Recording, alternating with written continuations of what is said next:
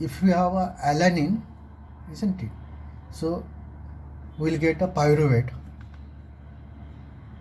as a keto acid, or if we have aspartate, we get a oxaloacetate as a keto acid.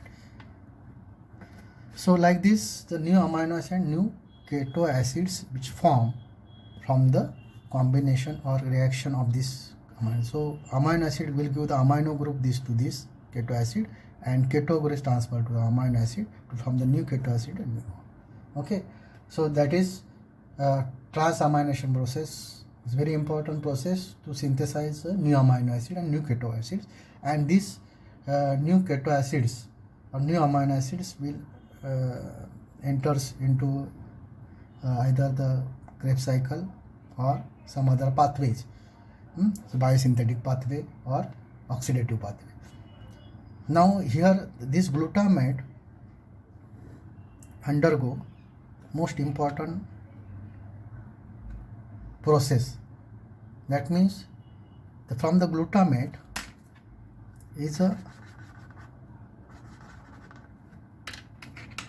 converted, or there is a process by which the ammonia from this it is released, isn't it?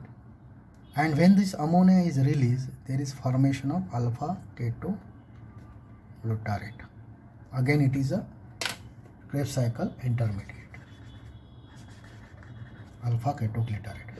So here the ammonia is released, and most important enzyme we are studying, that is glutamate dehydrogenase, isn't it? Is catalyzed by this reaction. So this ammonia formation, and this takes place in the liver, and this process is called as a oxidative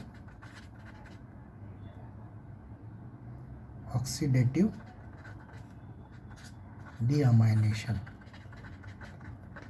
This is process deamination. Ammonia is removed from this, isn't it?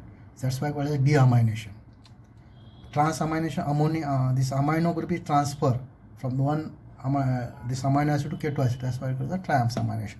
So this ammonia is very toxic, and this ammonia is to be converted to urea.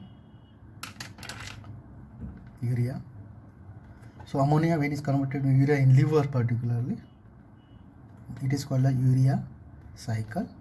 The process urea cycle, and this urea is excreted here via kidney, the excretion. So ammonia is a toxic, very toxic, which is converted into less toxic urea, water soluble substance urea, and it is excreted via kidney. So this is about all about how the proteins, metabolism is interconnected with the carbohydrate and fat also, because amino acids which are here, they undergo transamination process, isn't it, to form the new amino acid keto acid, and these keto acids they enters into Krebs cycle. They can enter into Krebs cycle. So this is from the amino acids the glucose can be synthesized, glucogenic amino acids we are saying. From the amino acids the keto new amino acids is synthesized from the keto acid, and this is called as a nitrogen sink, so where nitrogen is excreted as ammonia via through the urea cycle by this, and here the new Krebs cycle intermediate also formed. There is oxidative deamination.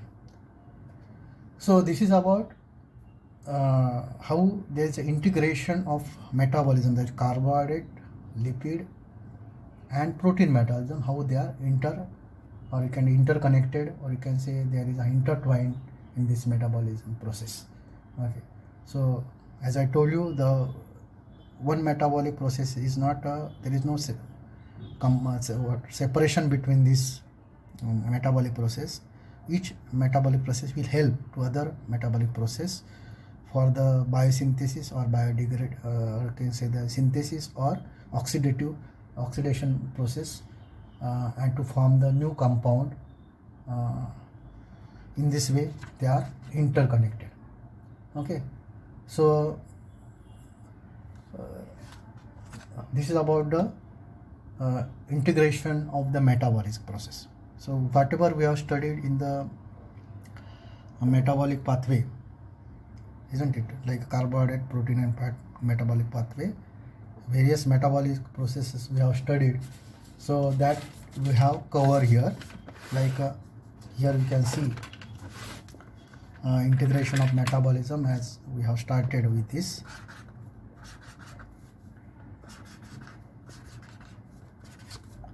Integration of metabolic pathways, where the glucose is converted to this pathway we have studied, ribose 5-phosphate, it's pentose phosphate pathway. Then glucose is converted to pyruvate in glycolysis pathway.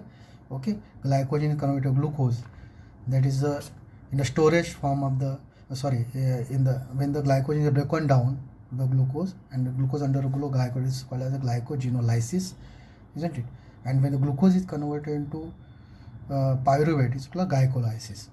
Then triacylglycerol, that is triglycerides, when they are broken down to glycerol and fatty acid, that's called lipolysis. Fatty acids, this is a synthesis pathway, plus glycerol, it will give triacylglycerol.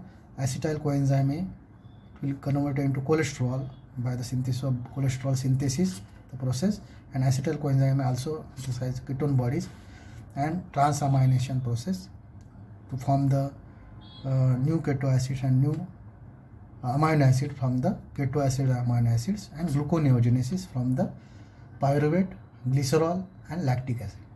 Okay, so this way we can say how these pathways they are interconnected with each other. Thank you so much.